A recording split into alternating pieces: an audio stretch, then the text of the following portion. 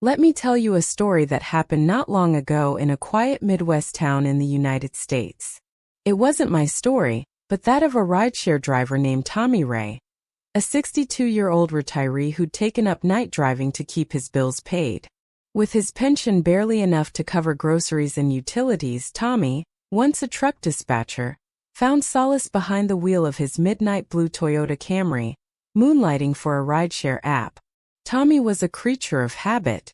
Every evening, like clockwork, he'd grab his thermos of black coffee, adjust his cap, and begin his shift from 7 p.m. to 7 a.m. The night shift wasn't for the faint-hearted, but Tommy had seen it all. Frat boys too drunk to stand, flirty passengers trying to charm their way to free rides, and even one woman who threw up in the backseat and never tipped. But there was one ride Tommy never forgot. It happened on a cold October night. The wind was sharp, the rain relentless, and the radio warned of flash floods. Tommy had just dropped off a rider near the edge of an industrial park on the outskirts of town, a place surrounded by silent warehouses and flickering streetlights. He was considering heading toward the highway diner for a slice of apple pie when he spotted a figure ahead, someone standing alone under a barely working street lamp. She wore a long black coat, and her pale face was half hidden under a wide-brimmed hat. She held no umbrella, yet didn't appear wet from the rain. As soon as she saw his car, she frantically waved both arms, as if in a panic. Tommy pulled over without hesitation. The woman climbed into the back seat without saying a word for a moment. Then softly she said, "Can you take me to the Velvet Room?" Tommy paused. The Velvet Room was a jazz bar downtown, known for its old soul records and smoky atmosphere. "Sure thing," Tommy replied. "But what were you doing all the way out here? You work in one of those warehouses?" She didn't answer, just nodded slightly and kept her eyes on the rearview mirror. Tommy noticed she looked exhausted, sunken cheeks, purple rings under her eyes. She sat unnaturally still, hands folded on her lap, gaze unwavering. Tommy glanced back through the mirror several times, feeling something was off. Rain hammered the windshield as they merged onto the highway. As fate would have it, this particular stretch of highway ran beside Hollow Pine Cemetery, a place known by locals to be avoided after dark. There were stories, always stories, about flickering lights and people vanishing after seeing things they shouldn't. As Tommy neared the cemetery, orange cones appeared ahead. Road maintenance. He sighed, signaling to merge left. But as he glanced in the rearview mirror to check traffic, something made his heart skip a beat. The back seat was empty. His chest tightened. "What the hell?" he muttered. The seatbelt was still buckled. The faint scent of lavender lingered, but the woman was gone. Tommy didn't dare stop on the highway. He kept driving until the next exit, heart pounding, eyes flicking from mirror to road. He tried to reason with himself. Maybe she ducked, maybe she slid across the seat, but nothing made sense. He was about to pull over when suddenly, "Do you have a phone charger?" The voice was right next to his ear. Tommy nearly swerved off the road. The woman was there in the front seat, between the driver and passenger side, head tilted and expression blank. No one could have moved from the back to the front seat of a locked car without him noticing.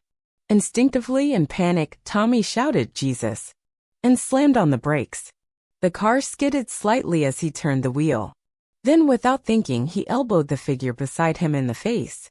The woman gasped in pain and tumbled back onto the rear seat. For a split second, Tommy flung open the door and bolted into the rain, breathing hard, staring at the car from a distance. From inside, the woman yelled, "What the hell is wrong with you?" Tommy hesitated. Slowly, he crept back to the car, peeking in. She sat there, holding her nose, blood trickling between her fingers. Her face twisted in pain and rage. "You just hit me. Why would you do that?" "I was just asking for a charger." I thought you were." Tommy couldn't finish the sentence. "Thought I was what? A ghost?" She scoffed. "God, you're crazy." Tommy, stunned and mortified, offered to drive her straight to the hospital. During the ride, she explained she had bad eyesight, couldn't read the fare screen, and had bent forward to get a better look. Her coat, wet and muddy, draped over her seat had made it look like no one was there. Tommy apparently had just freaked out over a trick of light and shadows. But the night wasn't done. When they arrived at the ER, the woman refused to let Tommy pay her bill. She insisted on giving him a $50 bill for the trouble, waved off the change, and walked off briskly without even looking back. Tommy, heart still racing, drove off and eventually reached the diner. He sat at his usual booth, ordered black coffee and pie, and opened his wallet to put away the cash. The $50 bill was gone. In its place was a Confederate note. Faded. Torn. Something you'd expect to see in a museum, not a woman's wallet.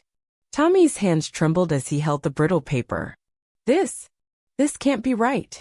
He rushed home and went straight to his laptop. As part of his gig, Tommy had installed a dashcam, something that captured every ride, just in case of accidents or fare disputes. He fast-forwarded through the drive, anxiously watching the footage. His heart sank. In the footage, he was alone. No woman. No conversation. No blood. Just him, muttering to himself, driving silently through the rain. He rewound it. Paused. Zoomed in on the back seat. Empty. Tommy said he didn't sleep that night. He never picked up a passenger near Hollow Pines again. As he finished telling me this story, I looked up. We'd already arrived at my apartment. Tommy looked back through the rearview mirror. His voice dropped low. That wasn't even the weirdest part, he said. 2 nights later, I got another request from that same area. Same time. Same destination. And when I pulled up, there she was again. Same coat. Same face. No blood on her nose. Just standing there. Waiting. I stared at him. Did you pick her up? Tommy didn't answer right away. Then finally he said no. I drove right past her. And I've been driving days ever since. He handed me the receipt, wished me a safe night, and drove off into the darkness.